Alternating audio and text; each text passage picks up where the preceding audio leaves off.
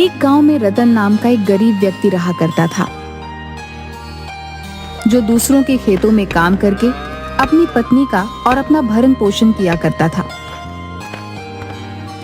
एक दिन उसकी पत्नी सुनीता रोते हुए बोली, हमारे ऐसे हालात कब तक रहेंगे?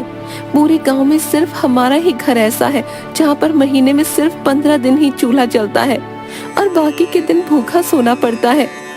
चिंता मत करो सुनीता, तुम तो जानती हो कि मैं दिन रात दूसरों के खेतों में कितनी जी तोड़ मेहनत करता रहता हूँ। एक ना एक दिन हमारा वक्त भी जरूर बदलेगा। आप कब तक ऐसे ही दूसरों के खेतों में काम करते रहेंगे? कोई ढंग का काम क्यों नहीं ढूंढ लेते? मैं आपसे और स्त्रियों की तरह सोना चांदी नहीं मांगती। मैं बस इतना चाहती हूँ कि हम दोनों को पेट भर के भोजन तो मिल सके। ठीक है सुनीता, मैं आज दूसरे काम की तलाश करता हूँ। रतन कई दिन तक गांव में भटकता रहा, मगर किसी ने उसे काम नहीं दिया।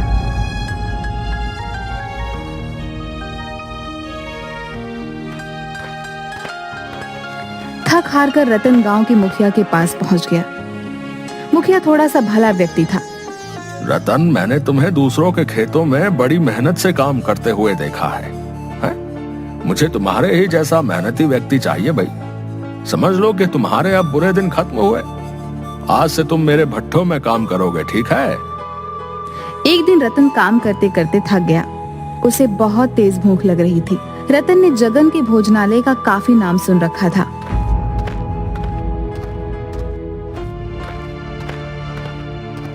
रतन जगन के ढाबे पर पहुंच गया। भैया, जल्दी से गर्मा गर्म अरहर की दाल देसी घी की रोटियों के साथ लगा दो और थोड़े से चावल भी लगा देना। बहुत जोरों की भूख लगी है भैया। अरे, दाल में तो बहुत अच्छी अच्छी खुशबू आ रही है और साथ में देसी घी की रोटियां भी हैं। आज तो खाकर मजा ही आ जाएगा। कुछ ही देर में रतन सारी प्लेट साफ कर गया और कालू से बोला, अब कितने पैसे हुए भैया? आपने अरहर की दाल, देसी घी की रोटियां और चावल खाए हैं। कुल मिलाकर आपके पैसे हुए 1000 रुपए। क्या क्या बकवास कर रहे हो तुम? बकवास नहीं कर रहा हूँ, खाने के पैसे मांग रहा हूँ। अरे ये ढाबा है या 5 स्टार होटल? इतना महंगा तो खाना शहर के रेस्टोरेंट में भी नहीं मिलता। मैं तो समझ रहा था कि इस ढाबे में खाना और ढाबे की तरह मिलता होगा। और वैसे भी दाल रोटी चावल की कीमत तो ज्यादा से ज्यादा 100 रुपए होगी। हर ढाबे पर तो यही रेट चल रहा है। तुम्हारा दिमाग तो ठीक है? जानते भी हो ये ढाबा किसी अरे गहरे का नहीं है, जगन भाई का है, जगन भाई का। अरे जगन भाई के ढाबे का खाना खाने तो विधायक से लेकर मंत्री तक आते रहते हैं। और जब तुम्हारी इस ढाबे में आने की औकात नहीं थी तो फिर यहाँ मुंह उठा कर क्यों चले आए? सीधी तरह से 1000 रुपए दे। लेकिन मेरे पास इतने पैसे नहीं है। 1000 रुपए तो मैं 10 दिन में भी नहीं कमा पाता, तो तुम्हें कहां से ला कर दूंगा? कालू अपने मालिक जगन को आवाज देते हुए बोला, जगन भाई, इस व्यक्ति ने पेट भर के भोजन किया है, लेकिन ये अब पैसे नहीं दे रहा। जगन क्रोधित होकर रतन के पास आकर बोला, क्यों रे? जब जेब में पैसे नहीं थे तो फिर खाने के लिए यहाँ क्यों आ गया? यहाँ मुफ्त में खाना नहीं मिलता, पैसों का मिलता है। चल पैसे निकाल। मुझे क्या पता था कि आपके ढाबे का खाना इतना महंगा मिलता है। मैं तो इस ढाबे को भी और ढाबों की तरह समझ रहा था। तो ये तुम्हारी दिक्कत है, मेरी नहीं। तुम्हें यहाँ आने से पहले मेरे बारे में लोगों से पूछ लेना चाहिए था। अब सीधी तरह से अपनी जेब से 1000 रुपए निकाल कर काउंटर पर रख दे, नहीं तो मैं तुम्हारी चमड़ी उधेड़ दूंगा। अब देखिए, मेरे पास अभी इतने पैसे नहीं है। आप ये 100 रुपए रख लीजिए और मुझे कुछ दिन की मोहलत दे दीजिए। मैं धीरे धीरे करके आपके सारे पैसे चुका दूंगा। अबे यहाँ मैं लोन बांटने के लिए नहीं बैठा। इतना कहकर जगन ने रतन को जोरदार धक्का दे दिया। ये तो आप मेरी बेइज्जती कर रहे हैं। अबे बेइज्जती उसकी की जाती है जिसकी कोई इज्जत होती है, और तेरे जैसे भिखारियों की इज्जत तो होनी भी नहीं चाहिए, समझा? क्या बात है जगन भाई, मैं तो तुम्हारे ढाबे का खाना खाने के लिए आया था, मगर यहाँ तो कुछ और ही चल रहा है। इस आदमी ने पेट भरकर खाना खाया, पैसे देने के नाम पर बोल रहा है कि इसकी जेब में पैसे नहीं है। ऐसे आदमियों से बात नहीं की जाती जगन भाई, इन्हें पीटा जाता है। देखते क्या हो, मारो इसको। जगन और कालू रतन को बुरी तरीके से पीटने लगते हैं। उन दोनों ने रतन के कपड़े भी फाड़ दिए और उसे धक्के देकर अपने ढाबे से बाहर निकाल दिया। शुक्र मना कि तुझे मैंने अपने ढाबे के गंदे बर्तन साफ नहीं करवाए, क्योंकि तेरे जैसे भिखारी के हाथ मेरे ढाबे के गंदे बर्तनों से भी ज्यादा गंदे हैं। इसलिए पीट कर तुझे छोड़ रहा हूँ। आज के बाद कभी मेरे ढाबे के आसपास नजर भी मत आना। चल निकल यहाँ से। ये तुमने बहुत बढ़िया किया जगन भाई, इनके साथ ऐसा ही व्यवहार होना चाहिए। इतना कहकर बिलवा भी 2-3 हाथ रतन पर जड़ दिए। रतन वहां से रोता हुआ अपने घर की ओर चला गया। घर पर जाकर रतन की हालत देखकर उसकी पत्नी सुनीता बहुत भावुक हो गई। आपको क्या जरूरत थी उस ढाबे पर खाना खाने की? मुझे क्या पता था कि उनके ढाबे का खाना इतना महंगा होगा। जगन और बिलवा ने मुझे बहुत ज्यादा अपमानित किया सुनीता। वहां पर गांव के बहुत सारे लोग मौजूद थे जो मुझे मजाक उड़ाने वाली नजरों से देख रहे थे। अरे सत्यानाश उन गांव वालों का जो आपको मार खाते हुए देख रहे थे। उनमें से किसी से भी इतना नहीं हुआ कि आपको पिटने से बचा लेते।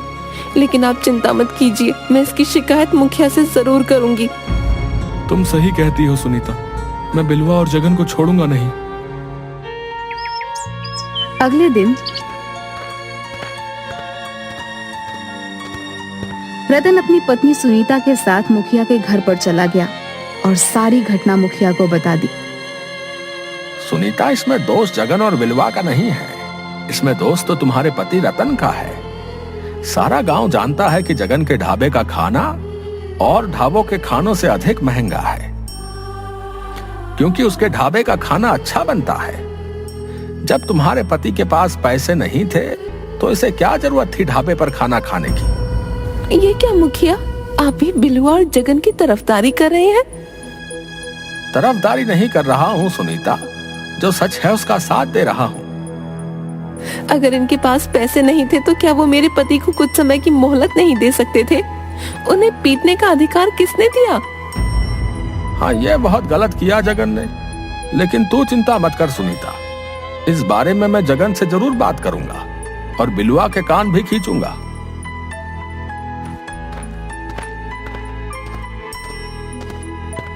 मुझे नहीं लगता कि मुखिया कुछ करेगा। साफ साफ दिखाई दे रहा था सुनीता कि मुखिया बिलवा और जगन के पक्ष में बोल रहा था, लेकिन मैं अपने अपमान का बदला जरूर लूंगा सुनीता। मैं चुप नहीं बैठूंगा। तो आप क्या करेंगे? आप अच्छी तरह से जानते हैं कि जगन धनवान है और उसके गांव में अच्छी जान पहचान भी है, और आपकी पहचान गांव में सिर्फ एक मजदूर की है। अरे हम दोनों के पास तो खुद की खेती भी नहीं है। हम दोनों तो खुद दूसरों के खेतों पर काम करके अपना पेट पालते हैं। जो भी हो सुनीता, अब मैं गरीब हूं तो इसका मतलब ये नहीं कि मैं चुप हो जाऊं। आज अगर मैं चुप हो गया और मैंने कुछ नहीं किया तो गरीबों के मुंह पर एक तमाचा होगा। मैं बिलवा और जगन को दिखा दूंगा कि अगर गरीब अपनी पर आ जाए तो क्या नहीं कर सकता। इतना कहकर रतन क्रोधित होकर घर से निकल गया। इधर मुखिया जगन के ढाबे पर पहुंचकर बोला, तुम्हारी बड़ी शिकायतें आ रही हैं जगन। किसकी इतनी मजाल जो मेरी शिकायत आपसे करे? कल तुमने रतन को बुरी तरह से पीटा था ना? वो अपनी पत्नी सुनीता के साथ तुम्हारी शिकायत लेकर आया था मेरे पास। अरे तो उसने पिटने वाले काम भी किए थे मुखिया जी। आप ही बताइए, मेरे ढाबे पर आकर अरहर की दाल, देसी घी की रोटियां तो बड़े चाव से खाई, और जब पैसे देने का नंबर आया तो अंगूठा दिखाने लगा। जो भी हो जगन, लेकिन तुम्हें उसे पीटना नहीं चाहिए था। और तुम्हारे ढाबे पर सिर्फ रतन ही नहीं बल्कि और भी न जाने कितने लोग आए दिन पिट कर जाते हैं। तुम्हारा ये दुर्व्यवहार कहीं किसी दिन तुम्हारे ऊपर भारी ना पड़ जाए। आपके होते हुए मेरे दोस्त जगन पर कोई माई का लाल हाथ लगाने की हिम्मत करेगा मुखिया जी? और फिर मत भूलिए कि जगन का दोस्त मैं भी हूँ। मेरे होते हुए गांव में किसकी हिम्मत जो जगन के खिलाफ आवाज उठा सके? इसी बात का तो डर है बिलवा कि तुम जगन के दोस्त हो। अब ये सब बातें छोड़िए मुखिया जी। मैं आपको अपने ढाबे पर मुफ्त खाना इसलिए नहीं खिलाता कि आप गांव वालों की शिकायत लेकर मेरे ही पास आए। देखो जगन, मैं तुम्हें सिर्फ समझाने आया हूं। तुम क्यों नहीं समझते कि आज का दौर सोशल मीडिया का दौर है? कहीं किसी दिन किसी ने तुम्हारे गरीबों के साथ दुर्व्यवहार का वीडियो बनाकर फेसबुक पर अपलोड कर दिया तो लेने के देने पड़ जाएंगे, फिर मैं भी कुछ नहीं कर पाऊंगा। इतना कहकर मुखिया वहां से चला गया। सुनीता रात को अपने पति का इंतजार कर रही थी। आधी रात होने को आई थी, मगर रतन अपने घर नहीं आया था। रतन रात में जंगल के एक पेड़ के नीचे गहरी सोच में बैठा हुआ था कि तभी उसके कानों में एक व्यक्ति की आवाज टकराई। काफी देर हो गई है तुम्हें यहाँ पर बैठे हुए। पिछले 6 घंटे से देख रहा हूँ कि तुम इसी पेड़ के नीचे गहरी सोच में बैठे हुए हो। कौन है आप और इतनी रात को इस जंगल में क्या कर रहे हैं? ये सवाल तो मुझे तुमसे करना चाहिए कि कौन हो तुम और इतनी रात में इस जंगल में क्या कर रहे हो? मैं आपकी बात का मतलब नहीं समझा। मतलब बाद में समझना। तुम्हारा चेहरा देखकर साफ साफ मालूम पड़ रहा है कि तुमने सुबह से कुछ नहीं खाया, तुम बहुत भूखे हो। इतना कहकर उस नौजवान ने एक थाली रतन के सामने रख दी। रतन ने देखा कि उस थाली में सब उसकी ही पसंद के व्यंजन रखे हुए थे। सोचो मत, खाना शुरू कर दो। रतन को सच में वाकई बहुत भूख लगी थी। रतन खाने ही वाला था कि तभी उसे कुछ याद आ गया। नहीं चाहिए भाई, मैं घर पर जाकर अपनी पत्नी के हाथ का बना हुआ ही खाना खाऊंगा। मुझे अच्छा खाना खाने का कोई अधिकार नहीं। ये कैसी बातें कर रहे हो तुम? मैं तुम्हारा ये खाना खाऊंगा, तुम मुझसे पैसे मांगोगे और वो मेरे पास तुम्हें देने के लिए नहीं है। नहीं भाई, मुझे तुमसे कोई पैसे नहीं चाहिए। तुम पहले आराम से खाना खाओ और फिर मुझे बताओ कि तुम किस गहरी सोच में डूबे हुए थे। हो सकता है कि मैं तुम्हारी कोई मदद कर सकूं।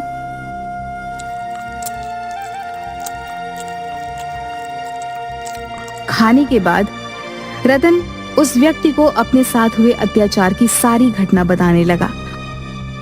तुम्हें पता है तुम कहां हो? मैं जंगल में हूं। नहीं, तुम जंगल के अंदर उस भूतिया जंगल में हो जिसे भूतिया जंगल के नाम से बुलाया जाता है, जहां पर लोग दिन तक में आने से डरते हैं। भाई, उस व्यक्ति की बात सुनकर रतन के चेहरे पर डर झलकने लगा। अचानक उसे याद आया कि वह गुस्से में इतनी दूर पैदल चलता हुआ यहाँ तक आ गया था कि उसे अब याद भी नहीं रहा कि वह जंगल के अंदर भूतिया जंगल में पहुंच चुका था। डरो मत, हम कोई भूत प्रेत पिशाच नहीं है। हम साधुओं की संतान हैं। इस जंगल में सिर्फ साधु और उनके परिवार ही रहते हैं। हम लोग बाहर की दुनिया से ज्यादा ताल्लुक नहीं रखते, क्योंकि हमारा सारा ध्यान ईश्वर की तरफ ही होता है। तुम्हारी बात सुनकर मुझे बहुत बुरा लगा। तुम बताओ, तुम क्या चाहते हो? मैं एक ऐसा ढाबा खोलना चाहता हूँ जहां पर हर गरीब सिर्फ 10 रुपए देकर अपना मनपसंद भोजन कर सके और उसके साथ अपमानजनक व्यवहार ना किया जाए। तुम्हारे इरादे के बारे में जानकर मुझे बहुत अच्छा लगा, वरना इस जंगल में इससे पहले भी कई लोग आए और अपने लालचीपने का सबूत देकर मारे गए, लेकिन तुम पहले व्यक्ति हो जिसे गरीब की भूख की चिंता है। इतना कहकर उस व्यक्ति ने अपना हाथ जैसे ही घुमाया, उसके हाथ में एक बड़ी सी थाली आ गई। उसने वो थाली रतन को पकड़ा दी।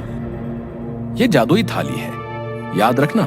इस बारे में सिर्फ तुम अपनी पत्नी को बता सकते हो और किसी को नहीं। इस थाली के सामने खड़े होकर तुम जिस भोजन का नाम लोगे, वो भोजन स्वयं अपने आप इस थाली में आ जाएगा।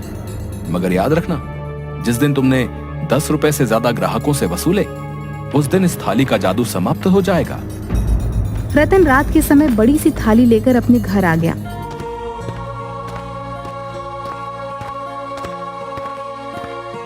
ये क्या है? रतन ने सारी घटना सुनीता को बता दी। मैं तो अब तक यही समझती थी कि उस जंगल में भूत प्रेत रहते हैं। तुम नहीं, पूरा गांव यही समझता था सुनीता। वो सब तो ठीक है, लेकिन हम ढाबा कहाँ खोलेंगे? हमारे पास तो खाने के लिए भी रोटी नहीं है। जो थाली तुम लेकर आए हो, उस थाली में सिर्फ भोजन ही मिलेगा, पैसे तो नहीं मिलेंगे ना।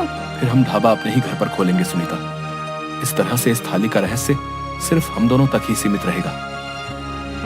अगले दिन रतन ने अपने घर को एक ढाबे में परिवर्तित कर दिया और जिस कमरे में वो लोग सोते थे, उस कमरे में बड़ी सी थाली रख दी। रतन ने उस थाली के सामने खड़े होकर तरह तरह के व्यंजन के नाम लेने शुरू कर दिए। कुछ ही समय में पूरा थाली व्यंजनों से भर गया। सुनीता ढाबे पर वह सारे व्यंजन लेकर बैठ गई। कुछ ही देर में वहाँ पर एक गरीब व्यक्ति दौड़ता हुआ आया। यहाँ तो बहुत अच्छी खुशबू आ रही है। यहाँ पर ढाबा कब खुला भाई? आज ही खुला है, और आप पहले ग्राहक हो। आपके ढाबे में खाने में क्या क्या मिलेगा? हमारे ढाबे में हर तरह के व्यंजन बनेंगे, आपको जो भी व्यंजन पसंद हो। ठीक है भैया, तो मुझे एक प्लेट दाल मखनी और मक्खन के साथ लगी हुई रोटियां लगा दीजिए। रतन ने वह व्यंजन उस व्यक्ति के सामने रख दिया। दाल मखनी खाकर वह व्यक्ति बहुत खुश हो गया। भाई वाह, मजा आ गया। दाल मखनी तो बहुत से ढाबों पर खाई, लेकिन इस ढाबे की तो बात ही कुछ अलग है। कितने पैसे हुए? 10 रुपए। क्या, सिर्फ 10 रुपए? हाँ, सिर्फ 10 रुपए। और तुम्हें और तुम्हारे परिवार का जब भी खाने का मन करे चले आना। यहाँ पर 10 रुपए में आपका मनपसंद व्यंजन भोजन पेट भरकर एक थाली के रूप में मिलेगा। और हो सके तो अपने उन गरीब भाइयों को भी यहाँ पर लेकर आना जिन्हें अच्छा भोजन नहीं मिल पाता। रतन की बात सुनकर वह व्यक्ति खुश होता हुआ वहां से चला गया और उसने सारे गांव में रतन के ढाबे का ढिंढोरा पीट दिया। कुछ ही दिनों में रतन के ढाबे पर गांव वालों की भीड़ लगने लगी। रतन के ढाबे पर अब गरीब ही नहीं बल्कि अब गांव का हर व्यक्ति जाकर भोजन करने लगा। रतन किसी को भी मना नहीं करता था। यह बात बिलवा और जगन को बिल्कुल भी पसंद नहीं आई। इस रतन का कुछ ना कुछ करना पड़ेगा, वरना हमारे ढाबे में तो ताले लग जाएंगे। चिंता मत करो बिलवा, मैं आज ही पता लगाने का प्रयास करता हूँ कि रतन इतना धन लाया कहाँ से। उस दिन के बाद से जगन रतन पर नजर रखने लगा, मगर काफी नजर रखने के बाद भी वह कुछ भी नहीं पता लगा पाया। 15 दिन से उसके पीछे हूँ बिलवा, लेकिन कुछ भी पता नहीं चला। चिंता मत कर, अब ये रतन खुद हमें बताएगा। एक दिन रतन किसी काम से जा रहा था कि बिलवा और जगन ने उसे पकड़ लिया। तो तू हमारा ढाबा बंद करवाएगा? जो थाली हम 700 की बेचते हैं तू सिर्फ 10 रुपए में बेचेगा है बे? बिलवा भैया सही बोल रहे हैं। रतन सीधी तरह से बता दे कि तेरे पास इतना धन कहां से आया। मुझे छोड़ दो, नहीं तो मैं तुम दोनों की शिकायत पुलिस वालों से करूंगा। ये ऐसे नहीं मानेगा, मार मार कर इसकी चमड़ी उधेड़ दो। बिलवा और जगन रतन को बुरी तरीके से पीटने लगे। रतन उन दोनों से शारीरिक रूप से कमजोर था। रतन ने दर्द से कराहते हुए सारी घटना बिलवा और जगन को बता दी।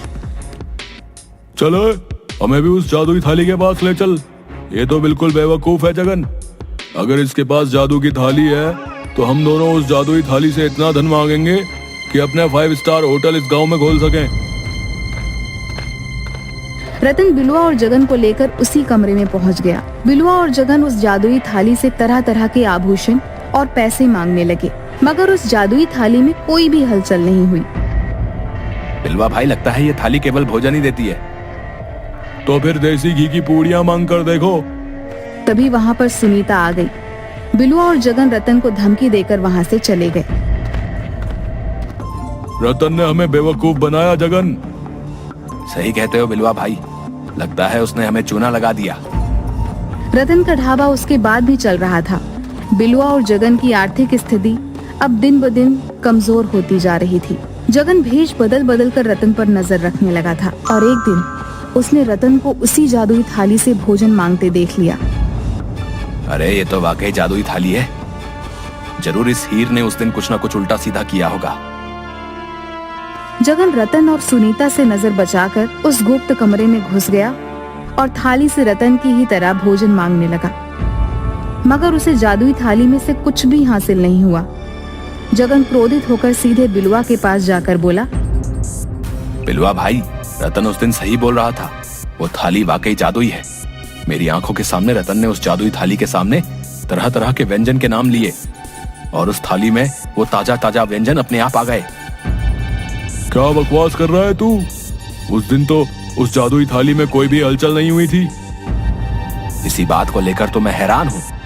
मुझे लगता है कि वो जादुई थाली सिर्फ रतन की ही बात मानती है। ठीक है, अगर ऐसी बात है तो हम उस जादुई थाली में जहर मिला देंगे। ना रहेगा बांस, ना बजेगी बांसुरी। अगले दिन वो दोनों भेष बदलकर रतन के ढाबे पर पहुंच गए, मगर तभी गांव का मुखिया पुलिस लेकर आ गया। गिरफ्तार कर लो इन दोनों को। हमें किस जुर्म में गिरफ्तार किया है? क्योंकि तुम दोनों रतन के ढाबे के ग्राहकों की प्लेट में जहर मिला रहे थे। मैं तुम दोनों से ही मिलने आ रहा था। मैंने तुम्हारी बातें चुपके से सुन ली थी, नहीं तो आज तुम दोनों अनर्थ कर बैठते। तुमने बहुत अच्छा काम किया मुखिया। मुझे माफ कर दो रतन, मुझे अपनी गलती का पछतावा है। क्या मुझे तुम्हारे ढाबे पर कुछ खाने को मिलेगा? क्यों नहीं मुखिया जी, आप हमारे गांव के मुखिया हैं। आपके लिए तो मैं स्पेशल थाली बनवाऊंगा, मगर सिर्फ 10 रुपए में। रतन के पास आज भी वह जादुई थाली है और आज भी रतन 10 रुपए की ही थाली बेचता है।